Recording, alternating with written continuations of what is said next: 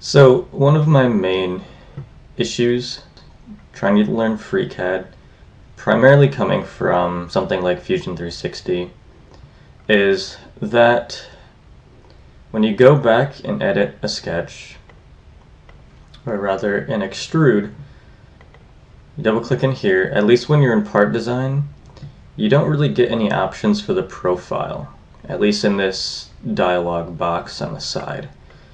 So if you want to change something, then that's kind of hard, and it seems like you're pretty much limited to picking the whole sketch, meaning that you need to have an entirely closed profile in your sketch. You can't do multiple things off of one sketch.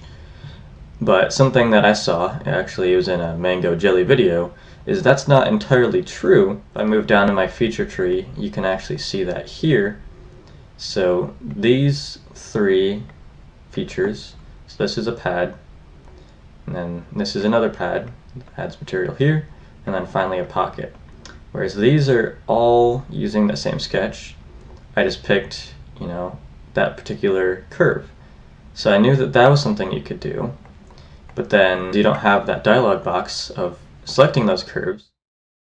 So that normally isn't an issue when you have one sketch per feature, because you just edit that sketch and then the entire sketch is associated with that feature.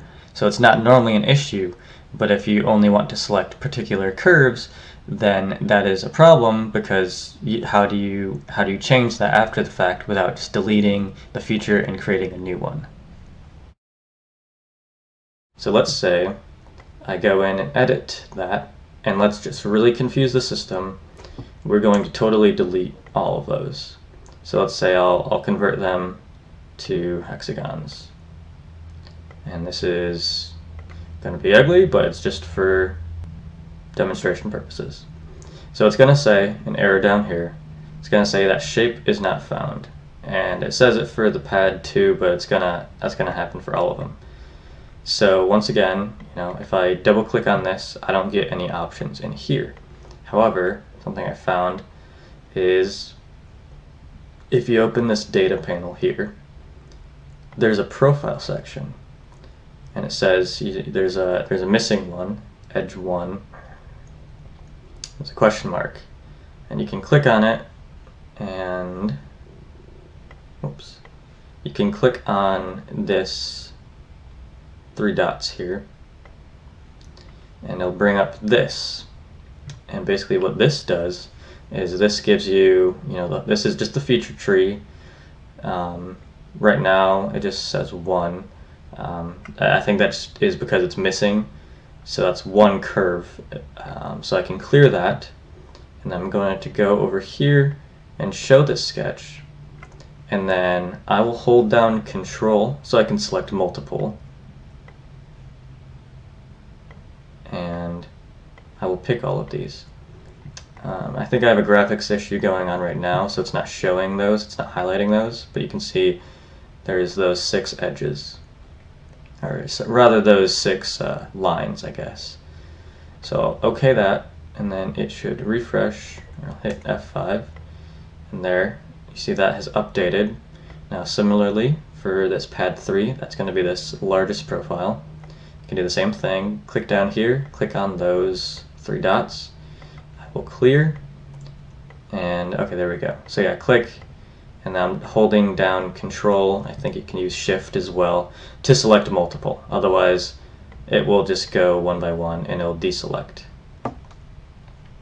I think, actually, will it? Oh, okay. So never mind, you don't have to hold Control down. I think it's a little confusing maybe if you have a lot of curves and you don't remember where you started, but it looks like it does remember all of them. So likewise, I will refresh that, and when I move the feature tree down, we have some weird geometry, but I mean it is working. It is doing what I tell it to do, which is nice. So, and then lastly, you get the idea. And I will update that part, and there we go. So now I can hide that sketch, and that does in fact do what I wanted it. So even though those curves were completely gone, even though there was just particular curves and not the whole sketch that were defining that profile, I can still go in and I can redefine those without needing to delete the feature and then create a new one. You can go in and you can change that.